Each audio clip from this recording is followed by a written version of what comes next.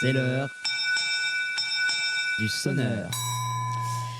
Alors, le scandale du sang contaminé n'en a pas fini de faire parler et continue d'ailleurs d'ébranler nos sociétés. Je pense que les conséquences, d'ailleurs, même sur la confiance des autorités sanitaires, n'ont pas fini non plus de se faire sentir.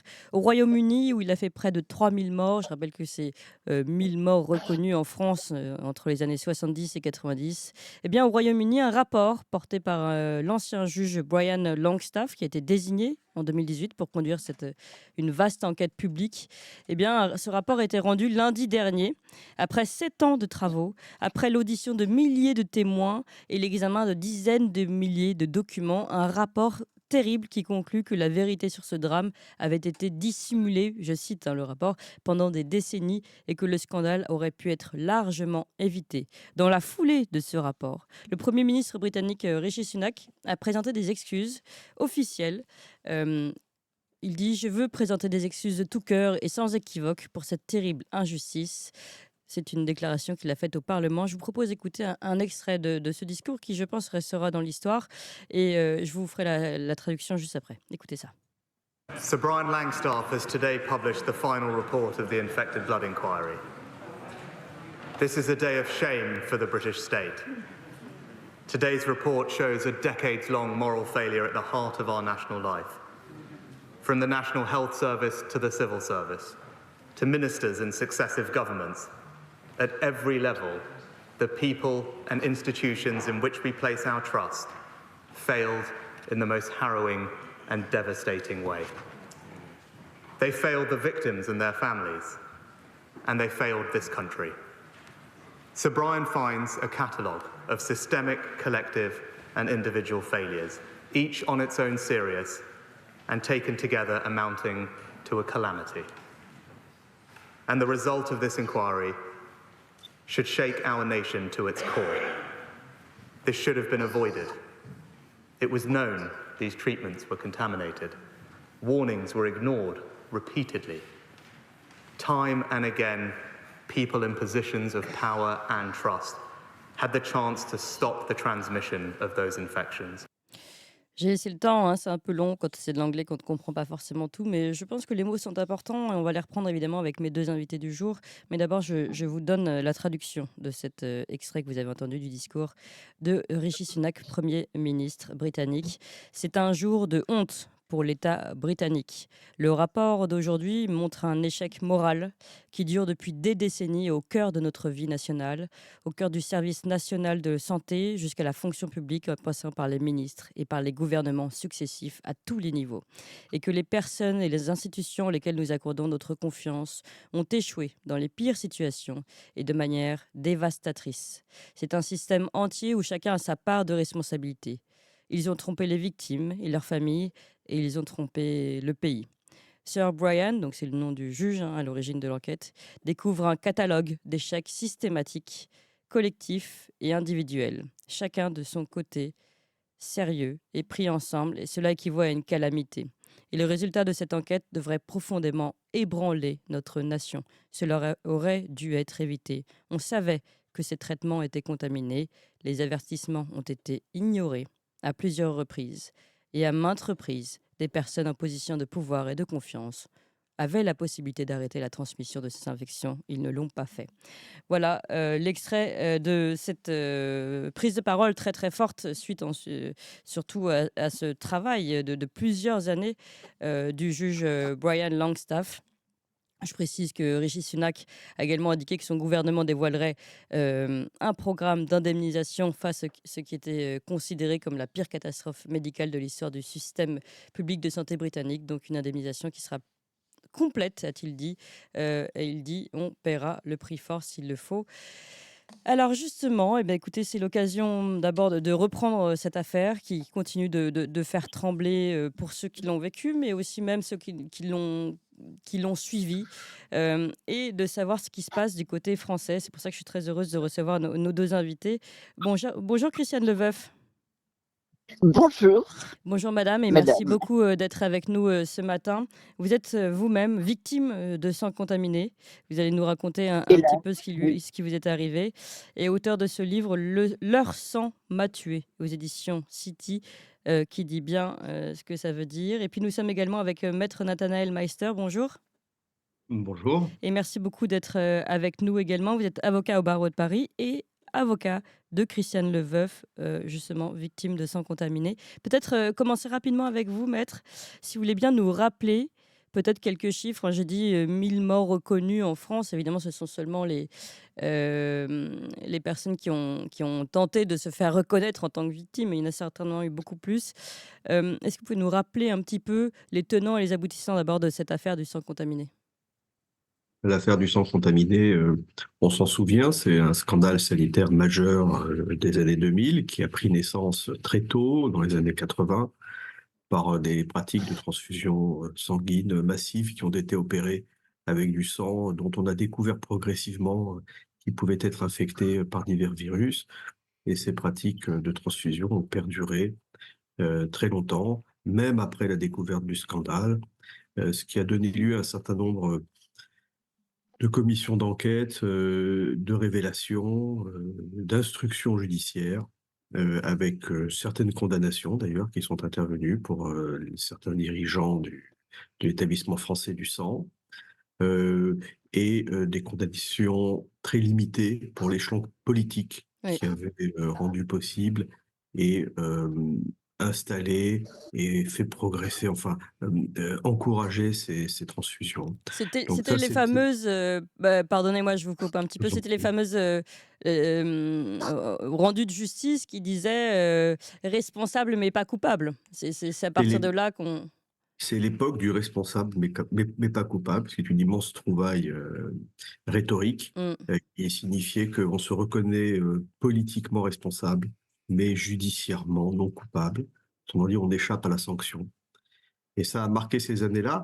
Maintenant, ce qu'il faut savoir, c'est que à l'intérieur du scandale du sang contaminé, il y a un second scandale qui s'y est logé, oui, qui est le scandale de l'hépatite C, oui. qui concerne un très grand nombre de transfusés. On a beaucoup mis l'accent sur le VIH, mais il y a aussi la question de l'hépatite C. Et que parmi tous ces gens qui ont été contaminés par l'hépatite C, un très petit nombre s'est fait connaître, un petit nombre a demandé une indemnisation, et ce sont des gens qui ont été particulièrement maltraités. C'est le cas de Christiane Leveuve, Oui. parce que cette maladie était considérée comme beaucoup moins grave que le VIH, et puis c'est une maladie qu'on connaissait peu à l'époque, et donc elle a été très très mal traitée, très mal indemnisée, et c'est un scandale sur lequel on ne parvient pas aujourd'hui à faire réouvrir les dossiers, et c'est ça l'enjeu de l'affaire Leveuf, c'est peut-on faire réouvrir un dossier aujourd'hui, ou bien la façon malheureuse et même un peu malhonnête dont ça a été traité au mi-temps des années 2000, est-ce qu'elle est définitive, est-ce qu'elle a l'autorité de la chose jugée, est-ce que ce sont des dossiers qui ne seront jamais réouverts ou bien est-ce qu'on peut espérer les faire réouvrir? Voilà, Oui. grosso modo le tableau Oui, oui, on va évidemment revenir sur, sur «l'affaire» l'affaire entre Leboeuf. guillemets Christiane, Leveuf. Chère madame, vous allez nous raconter ce qui vous est arrivé et en effet, vous n'avez pas, comme beaucoup on entend, c'est vrai, beaucoup, on a l'habitude de penser, à des personnes qui auraient, été, transfusées avec du sang, contaminé de VIH et vous, c'est donc, une autre maladie, finalement qu'on vous a transmise. On va en parler, dans quelques instants mais peut-être juste vous demander, maître, quelles sont, vos réactions par rapport au discours du premier ministre, britannique? Mais c'est extrêmement fort et extrêmement, extrêmement impressionnant et ils annoncent 30 000, 30 000, vous avez dit 30 000 contaminations, 30 000 personnes malades, c'est ça? Alors je vais vous redire là, je sais qu'il y a, officiellement il y a 3000 morts, pour le moment. 3 000 morts. 3 Moi, 000 morts. j'ai vu les chiffres de 30 000 contaminations. Mais Bon, mais oui, oui, contamination certainement, beaucoup plus. Là, écoutez, je vais regarder sur ce chiffre-là, écoutez, je moi, je j'ai trouvé leur réaction très, très impressionnante. On va voir en termes d'indemnisation ce qui se met en place. Je ne savais pas que le scandale avait été à ce point ignoré chez eux, mais c'est tout à fait révélateur du fait que les scandales sanitaires sont produits à la chaîne par notre société. Il y en a mmh, d'autres en préparation actuellement. on va en parler. On va en parler Faut le évidemment. savoir, Oui, et que les sociétés mettent très longtemps, manifestement, et à chaque fois, c'est le même discours. Nous oui, savons, les alertes avaient été lancées, nous oui. n'avons rien fait, n'avons pas réagi, etc. Donc Ouais. il y a là une question fondamentale sur le rapport de nos dirigeants politiques et de nos sociétés avec un certain nombre de pratiques médicales. Alors, on Et va, on va revenir évidemment pharmaceutiques. sur ces questionnements, sur la suite. C'est-à-dire, on se dit, mais oui, mais à chaque fois, c'est la même chose. On a l'impression, c'est ça, puis c'est le médiateur. Puis aujourd'hui, on pourrait même parler des effets secondaires du vaccin avec certains lanceurs d'alerte et des personnes qui refusent Et, d'en parler. et on Euh, pourrait parler d'un certain nombre d'hormones qui sont délivrées à des adolescents ou à des jeunes femmes ou à des jeunes gens qui sont ce qu'ils appellent en période de transition et dont on sait que les effets secondaires sont catastrophiques. Tout à Et qui fait. sont tout de même délivrés. Tout à fait, et tout ça retombera peut-être 20 ans après quand la responsabilité, enfin plutôt la culpabilité ne pourra plus être imputée. Ça pose de vraies questions et des questions de confiance, et on va y revenir. Mais d'abord, Christiane Leveuf, je me retourne vers vous. Euh, Racontez-nous ce qui vous est arrivé exactement, chère madame.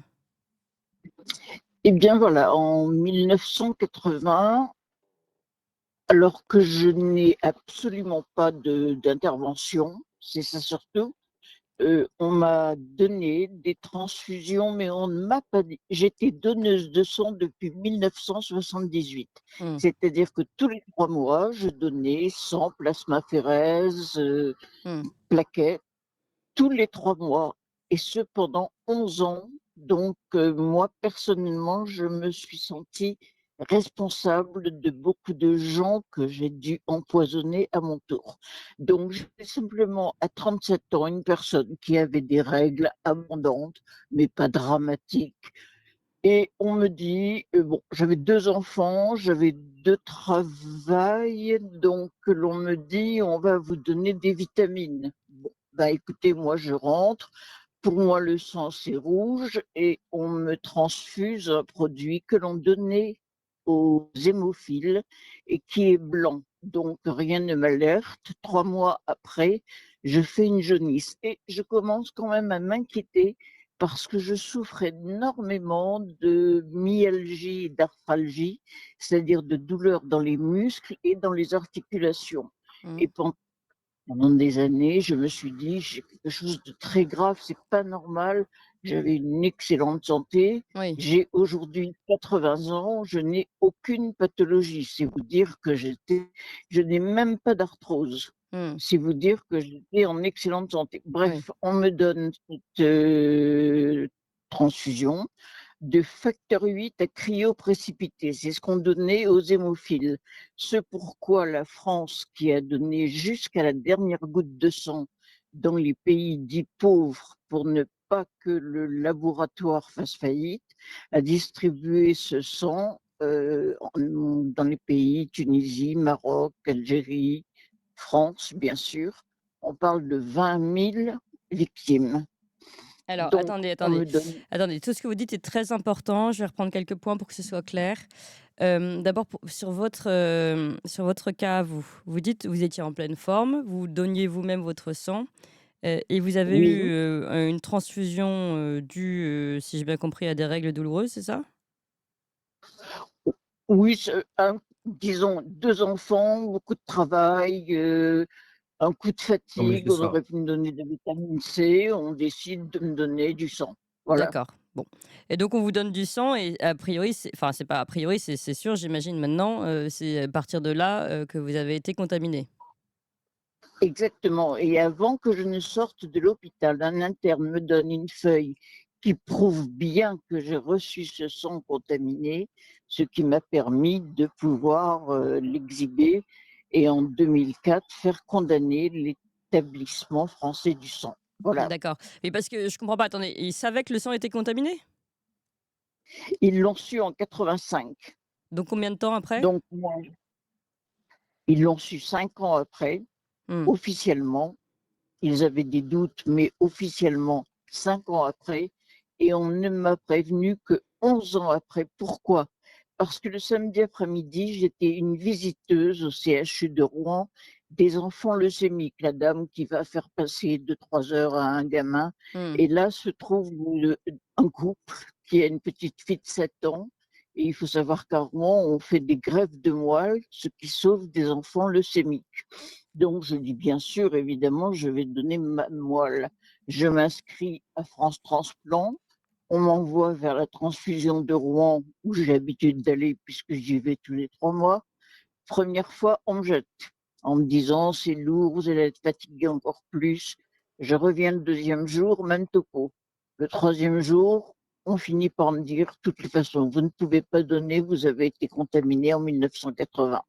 Voilà, Attendez, vous voulez dire que vous c'est-à-dire découvrez 11 ans votre après. propre contamination en essayant de faire un don, une transplantation? Exactement, en essayant peut-être de sauver une petite fille de 7 ans. Donc je décide de faire un don de moelle et c'est Mmh. là que je découvre parce que personne ne m'a jamais rien dit. Mais c'est incroyable ça. Ce qui est Ouais. intéressant, c'est la façon dont effectivement sont laissés à l'abandon des malades dont la puissance publique sait à ce moment-là qu'ils sont potentiellement contaminés par des actes de transfusion. C'est-à-dire qu'ils ne sont pas appelés, ils ne sont pas vérifiés et elle découvre, qu'elle est transfusée à l'occasion alors qu'elle est malade. Elle est gravement Oui, malade, oui. vit mal et elle découvre par hasard qu'elle a et ensuite il va lui falloir 15 ans de procès pour obtenir, que AXA, qui est, l'assureur de Ouais. l'établissement du sang contaminé, se décide à venir vers elle pour lui proposer un protocole dont on parlera tout à l'heure.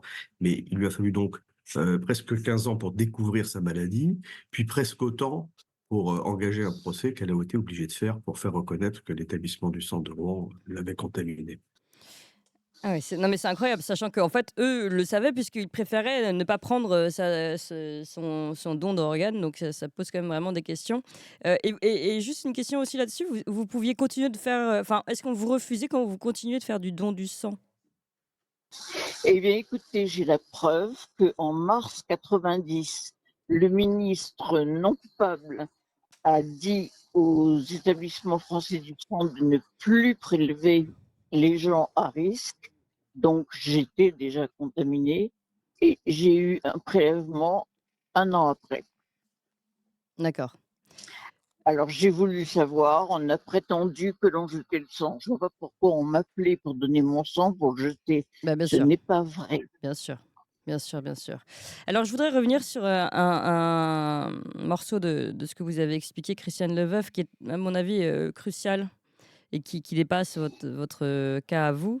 Vous avez dit finalement, pour ne pas que le laboratoire fasse faillite, on a donné jusqu'à la dernière goutte de sang, donc de sang contaminé. Oui, Et ensuite, quand c'était plus pour la France, c'était pour les pays pauvres, si j'ai bien compris. Je voudrais bien qu'on revienne sur absolument. cette partie de ce que vous disiez, parce que qu'on comprenne, tout le monde ne connaît pas parfaitement l'affaire du sang contaminé, puis c'est un peu loin. Puis alors, il y a les nouvelles générations qui l'ont pas forcément suivi. Voilà, Et c'est je vrai. voudrais bien qu'on comprenne, qu'est-ce qui s'est passé avec les laboratoires exactement? Les laboratoires, en France, je rappelle, normalement, on ne peut pas, enfin, le laboratoire ne peut pas vendre, le sang, on est d'accord? Il y a pas de ces choses-là ne se vendent pas en France, Oui, maître? tout à Oui, fait. oui. Oui, vous avez raison. Donc où étaient les soucis, enfin les questions, financières sur ces sur ces Je n'ai sujets? jamais réussi à le savoir. J'ai essayé de demander X fois, jamais rien. La porte est toujours restée fermée. Or, à la sortie de mon livre, un producteur espagnol est venu pendant 1 semaine faire un document qui passait sur internet et qui a prouvé bien que la France avait distribué au Maroc, en Tunisie, ce sang contaminé pour des enfants qui étaient hémophiles. Et l'on voyait les mamans essuyer les tombes des enfants. Mmh. Le document est resté sur Internet pendant 2 ans. Il a été très dérangeant. Bien sûr, on me voit témoigner aussi. Et il a été supprimé. Voilà. Mmh. D'accord. Maître, est-ce que vous pouvez nous expliquer, quels étaient les problèmes, enfin pas les problèmes, mais les enjeux financiers qui pouvaient être derrière, parce que, on se dit: «Il y a eu une erreur», après ils ne veulent pas reconnaître leur erreur. Est-ce qu'il y avait aussi des intérêts purement Non, il y avait financiers? des intérêts, financiers considérables. À l'ensemble des centres de transfusion sanguine, il y en avait environ 200 étaient des établissements de droit privé, heu qui étaient certes dirigés par un directeur nommé par le ministère de la Santé, mais, ils avaient une mission de collecte, de distribution des produits. Il y avait des enjeux financiers qui étaient considérables, bien entendu.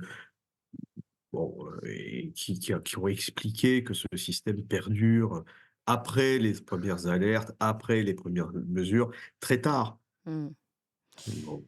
Voilà. Ce que je précise d'ailleurs, on le connaît bien ici parce qu'on avait suivi son parcours. C'est le professeur Montagnier hein, qui avait donné l'alerte. Je crois que Oui, c'était en 83, donc très très oui, c'est tôt. ça, en 83, Euh, exactement. Oui, ouais, Tout à fait. en 83. mmh. Au début de enfin vraiment au début de la reconnaissance du VIH, et qui dit: «Attention, il ne faut arrêter de transfuser» et donc là, on a pendant encore 10 ans environ, enfin de transfuser des Continuer personnes de à risque. transfuser. Oui, Hem, et puis il y a eu Tout à 2 fait. il y a aussi le fait qu'il y a eu les recommandations de chauffer le sang, qui n'ont pas été, oui, appliquées ou très exactement, oui. tardivement et cetera. Oui, Ah oui, absolument. donc Il les y a eu, après il y la a eu des découverte avertissements. du scandale, une accélération des contaminés et puis, une prise de conscience politique extrêmement lente. Ça a duré entre 1985 et 1990, grosso modo. Alors pour le Heu, Royaume-Uni, parce que je lisais ça pour préparer l'émission, je ne sais pas si ça a été le cas également en France, il y avait, du sang qui venait des États-Unis, qui venait notamment des prisonniers, ou et en de France aussi, en France en aussi. France aussi. En Voilà. France En aussi, France les aussi. collectes de sang étaient, extrêmement importantes en milieu carcéral. Ça permettait d'ailleurs aux détenus, d'avoir un certain nombre de compensations ou de rémunérations, je ne sais plus Alors et oui, c'est ça. En tout cas, aux États-Unis, ils étaient rémunérés pour ça, Et donc ça a ils été et ça a été, prolongé sciemment. C'est-à-dire qu'en 85, on savait très bien que, il y avait des grands problèmes de VIH, de contamination en sang contaminé. On savait qu'évidemment le milieu carcéral était particulièrement, sensible aux questions de transmission du VIH pour des raisons qu'on comprend bien. Et malgré cela, il a été décidé sciemment de ne pas arrêter, de ne pas suspendre ces prélèvements dans le milieu pénitentiaire. Et je crois que ça s'est prolongé jusque au-delà de 91 ou 92 au milieu pénitentiaire, donc très, très tard, oui. très tard. Évidemment, c'est une histoire, absolument terrible et chère madame Leveuf, on est de tout cœur avec vous, pour votre combat et la reconnaissance de tout ce que vous avez vécu. Hem Et de votre statut de victime. Je voudrais aujourd'hui qu'on se pose la question finalement, au vu de cette affaire qui est pourtant une affaire, lointaine, des mots du premier ministre britannique qui malgré tout sont très forts, mais qui arrivent si tard après cette affaire et on se demande si à chaque fois c'est pas ce que vous commenciez à dire maître, si à chaque fois c'est pas comme ça que ça fonctionne. C'est-à-dire que une fois que les gouvernements, responsables mais pas coupables, sont partis depuis bien longtemps, on peut présenter ses excuses et dire, plus jamais ça», mais en fait, on voit bien que ça recommence. J'ai l'impression que ça recommence. Tous les 10 ans, il y a des nouveaux scandales et peut-être de plus en plus puisqu'on sait à quel point aujourd'hui, la santé est également liée à des intérêts financiers, purs et finalement, est-ce que vous êtes optimiste ou pessimiste pour la suite, maître? Non, moi je crois qu'il y a toutes les raisons d'être extrêmement inquiet. On voit se préparer sous nos yeux les scandales sanitaires, de demain. Moi, j'ai des familles, qui sont venues me voir, de jeunes gens, formidables, mais sans doute, malheureux et inquiets de leur situation, et qui prennent des hormones, croisées ou des bloqueurs de puberté Mmh. et tentent de les obtenir même pendant leur minorité et on a affaire à un système de santé qui, considère que ça n'est absolument pas une pathologie, que ça ne nécessite pas d'accompagnement psychiatrique ni psychologique. Ouais.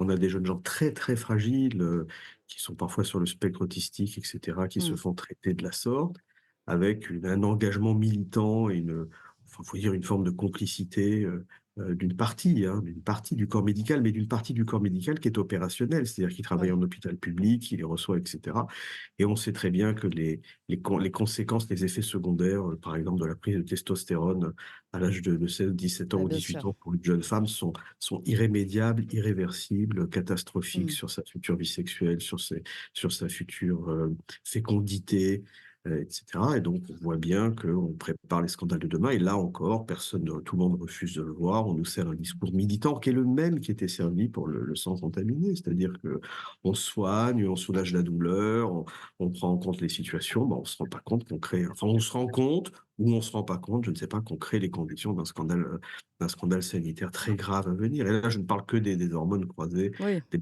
produits permettés, je ne parle même pas des torsoplasties, de toute cette chirurgie, qui est une chirurgie esthétique, mais en fait qui est une chirurgie, mutilante, qui est Oui. mise en place et Oui. Et là encore, on prépare des scandales à venir et on a des députés, des ministres qui nous servent des discours extrêmement militants, extrêmement flamboyants sur le droit à disposer de son corps, etc. Mmh. Mais on voit bien que la médecine, malheureusement, le corps humain ne répond pas à l'idéologie, ne répond pas à des questions politiques, ne répond pas à des questions financières. Il a sa logique propre, le corps humain, et il est réfractaire à un certain nombre de choses. Mmh. Et en tout cas, il est réfractaire par exemple, du sang contaminé qui est virossé. Ouais. Et les conséquences, par exemple, pour Christiane Leboeuf ont été définitives. C'est-à-dire qu'elle a passé sa vie dans un calvaire physique et moral conséquent, monumental, et que jamais ça a été considéré comme méritant une indemnisation. Ouais. Voilà. Aujourd'hui, On n'est même pas sorti, on n'est même pas sorti du scandale du sang oui, contaminé. c'est ça, c'est ça. Les victimes sont toujours là. Et Christiane Leboeuf est peut-être l'une des dernières. Enfin, je pense que le système attend que ces gens-là meurent, tout simplement. Parce qu'en fait, c'est pas que les C'est un politiques peu la sont. question qu'on se pose avec la prise de parole du Premier ministre britannique. Et c'est très bien ces excuses et cette indemnisation, mais pour qui? Après tant de temps d'attente? Sur les 3000 morts aujourd'hui, Morts, combien? Oui, on ne oui, sait pas non, mais il combien. y a les morts et puis il y a les blessés. C'est-à-dire qu'il y a Mmh. les Bien gens sûr, qui bien sont sûr. malades et qui ont vu des vies épouvantables. Christiane Leboeuf, elle a passé sa vie à l'hôpital, Oui, à gérer des effets secondaires des traitements et de la oui, maladie. Et tout ça, et voilà, ces gens-là aussi, c'est des cohortes de gens qui vont mourir. Et puis, il y a quelques lampistes qui auront payé, le nommé Jean-Michel Garetta, une ministre qui s'appelait Georgina Dufoy, et puis voilà. oui. En fait, bon, l'indemnisation est insuffisante. Il y a un cynisme très, très grave des assureurs et des personnes en charge de l'indemnisation pour réduire considérablement le coût de la facture, peu importe les conséquences sur les gens. Et puis, finalement, c'est vrai, elle avait raison quand elle avait dit responsable ou pas coupable.